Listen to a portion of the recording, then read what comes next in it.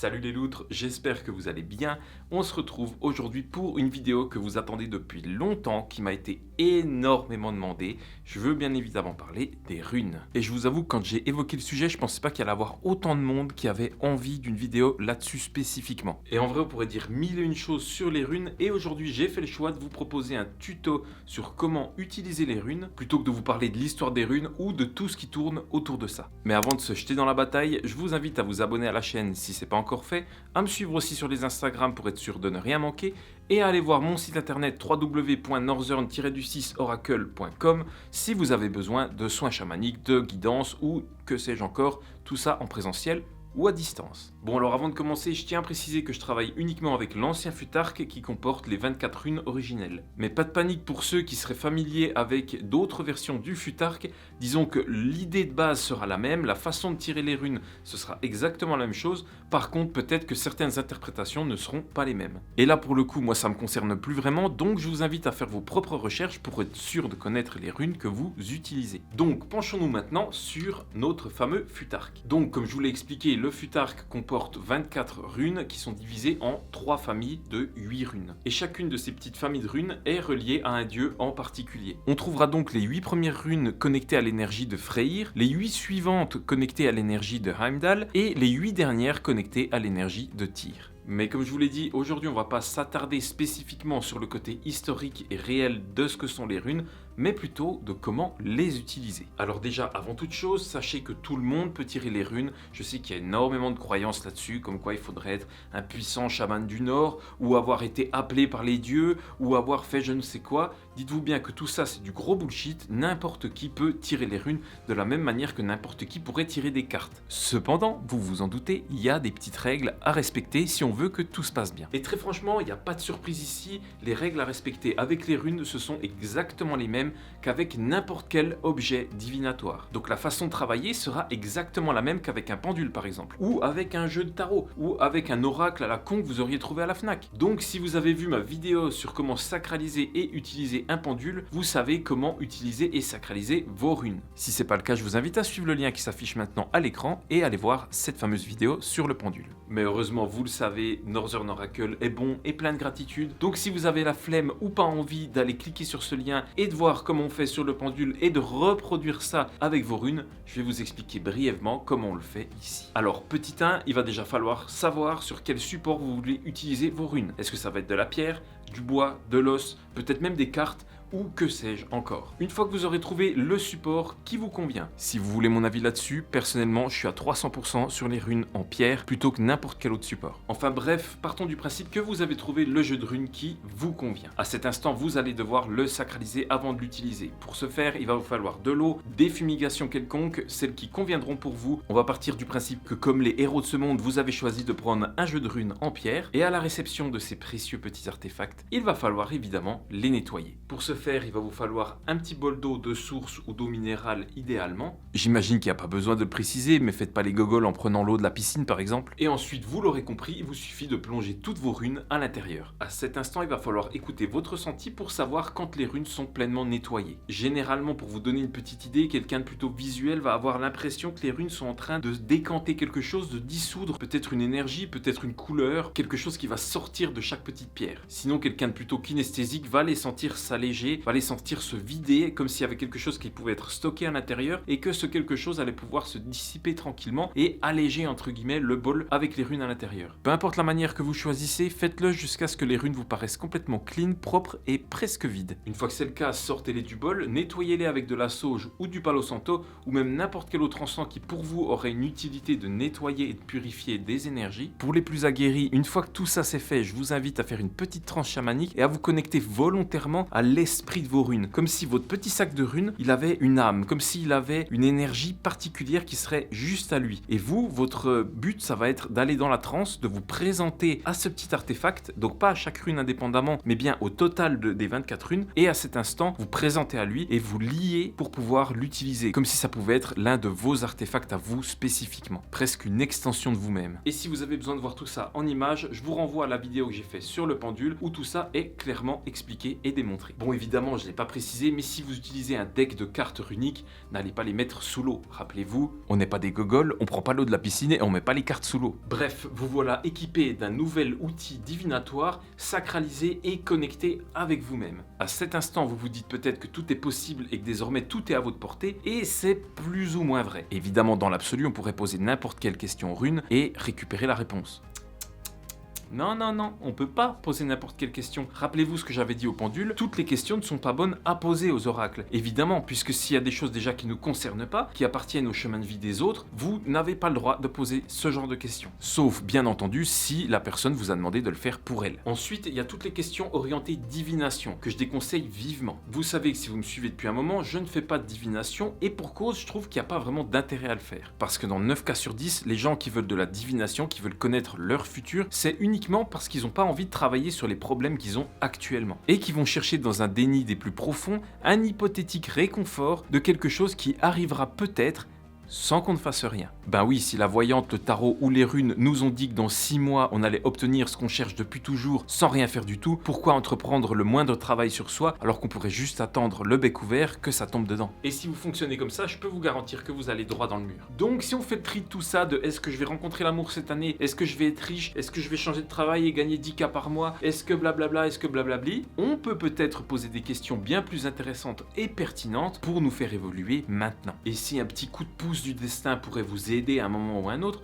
vous pourriez formuler votre question d'une telle manière pour que ce soit accepté par les oracles. Comme par exemple si vous êtes dans une relation qui est toxique ou même un boulot qui pourrait être toxique ou destructeur ou peu importe, vous pouvez toujours poser la question vers quelle énergie je tends, vers quel chemin je tends si je reste dans cette relation sans rien faire, sans rien changer. Et là pour le coup la question est bien plus pertinente que d'avoir demandé si vous alliez vous séparer cette année ou quitter votre taf. Et si je vous donne ces petits exemples, c'est parce que comme en guidance, en voyance, en divination, en tarologie ou en tout ce que vous voulez, le truc principal à respecter, c'est la question que vous allez poser. Parce que 2 questions qui semblent vaguement identiques pour vous ne le sont peut-être pas du tout pour les oracles. Et plus vous aurez des formulations précises avec des mots précis, plus vos réponses seront précises. Parce que dites-vous bien, quand vous posez des questions un peu ouvertes et à moitié vagues, la réponse elle va être pareille. Et donc vous allez pouvoir l'interpréter dans un sens ou dans l'autre si ça se trouve. Et donc si vous n'avez pas l'habitude d'utiliser votre clairvoyance, dans ces cas-là, il y a de grandes chances pour que vous choisissiez la réponse qui vous satisfait le plus mentalement plutôt que réellement ce que les oracles ont voulu vous dire. Donc attention à ça les enfants, toute la pertinence des réponses viendra de la pertinence de vos questions. Évidemment, on se recentre, on fait le vide et on garde un cœur pur quand on pose les questions. On ne demande pas si quelqu'un est mort, on n'espère pas que quelque chose de mal soit arrivé à quelqu'un quand on pose les questions. Je sais que tout ça, ça paraît con, mais je pense que c'est bien de le rappeler. Et maintenant, vous allez me dire, ok, super, merci, mais comment on les tire les runes? Eh bien, c'est très simple, munissez-vous de votre petit bol de runes, mettez-les dans un sac. Si vous n'avez pas de petit bol, mettez-les où vous voulez pour pouvoir piocher dedans. Comme ceci. L'idée ici, c'est de piocher avec la main gauche, puisque la main droite donne, la gauche reçoit. Et c'est la main gauche qui va recevoir les informations des oracles. En plus de ça, la main gauche, elle est reliée à l'inconscient, à l'ombre, à l'émotionnel et à tout ce qui est un petit peu impalpable autour de nous. Donc, c'est évidemment la main qu'on choisit pour tirer la rune. Une fois que la question est claire et définie, vous la posez à voix haute ou dans votre tête et vous commencez à mélanger les runes. Et on en choisit une. Et à partir de ce moment-là, c'est là que ça devient intéressant. Déjà, il va falloir que vous connaissiez intégralement toutes les runes. Bien sûr, je ne vais pas m'amuser à vous expliquer ici quelles sont les énergies de chaque rune. Mais l'idée, c'est que vous les connaissiez toutes absolument par cœur pour qu'à l'instant où vous posez les yeux dessus, vous puissiez savoir directement quelle est la rune et bien sûr, laisser transcender la voix des oracles. Et vous savez quoi? C'est ça qui va faire la différence entre un bon voyant et un mauvais voyant. Parce que finalement, le mauvais voyant, il voit, mais c'est un mauvais voyant. Alors que le bon voyant, il voit, mais c'est un bon voyant. Oh, putain, la rêve des années 80. Bref, vous l'aurez compris, le but c'est de capter l'essence même de la rune à l'instant où vous posez les yeux dessus. La toute première idée, le tout premier flash, la toute première vision qui va vous venir à l'instant où vous allez poser les yeux sur la rune, c'est ça, la voix des oracles. Et tout ce qui en découlera, le mental, l'analytique, oui mais peut-être que c'était dit parce que je devais... Non, là, vous êtes perdu, c'est trop tard, vous n'êtes plus du tout dans un message des oracles, vous êtes dans une interprétation de ce que vous aimeriez voir à travers les runes. Et je suis sûr que tous ceux qui ont déjà tiré des cartes de tarot ou des runes, vous allez être d'accord avec moi sur le fait qu'à chaque fois qu'on regarde la légende, qu'on regarde la description de la rune ou de la carte, plus on le fait longtemps, plus on mentalise et plus ça devient confus, plus il y a de possibilités que ce soit encore autre chose et plus il y a de chemins qui se divisent devant nous. Alors que la magie des oracles, c'est l'instant subtil où on arrive à capter l'essence de la rune juste à l'instant où elle s'ouvre à nous. Et c'est ça tout particulièrement qui fera de vous un bon messager. Si vous tirez des runes pour quelqu'un, il y a deux façons de faire, soit de vous la tirer pour la personne, soit de vous laisser la personne toucher vos runes, touiller elle-même avec sa main gauche et tirer sa propre rune. Dans tous les cas, ça c'est, je dirais, une question de feeling sur l'envie ou pas de prêter vos petits artefacts magiques. Moi perso, je perçois l'énergie de mes runes comme quelque chose qui serait entre guillemets à partager, comme si c'était pas uniquement des messages qui sont pour moi, mais c'est les messages des oracles en général. Donc ça me dérange pas que les gens les touchent avec leurs petits doigts boudinés. Pour autant, c'est toujours moi qui tiens le bol quand je fais tirer une rune. Pour ce qui est de ceux qui aimeraient faire des tirages à plusieurs runes, c'est aussi quelque chose qui est possible. Et alors là, je dirais qu'il y a une infinité de tirages possibles. Alors je vous invite à créer les vôtres. C'est quelque chose que je fais très très peu, même voire quasiment jamais. Si j'ai prévu de faire un tirage à plusieurs runes, ce qui veut dire que je vais pas remettre la rune à l'intérieur une fois que je l'ai tirée, mais je vais bien la laisser en dehors, et ensuite remélanger avec plus que 23 runes, la sortir, remélanger avec 22 runes, et ainsi de suite. Je vais fonctionner de cette manière-là. Et pour vous donner une idée basique de ce que c'est un tirage à plusieurs runes, et que je fais personnellement de temps en temps, c'est par exemple quand on arrive sur une fête païenne, on va dire qu'on arrive à Samhain, et qu'on a envie de savoir les énergies du moment, qu'on a envie de savoir ce qu'on pourrait laisser derrière nous, et ce qu'on pourrait s'apprêter à accueillir. Bien évidemment, je vais donc tirer 3 runes. La première, celle de l'instant présent, toujours savoir où on est avant de savoir où on va. Ensuite, je vais tirer celle du passé, qu'est-ce que je peux libérer, de quoi je peux me séparer pour pouvoir entrer pleinement dans le nouveau cycle. Et enfin, je vais tirer une troisième et dernière rune qui porterait sur ce que je peux m'apprêter à accueillir dans ce nouveau cycle.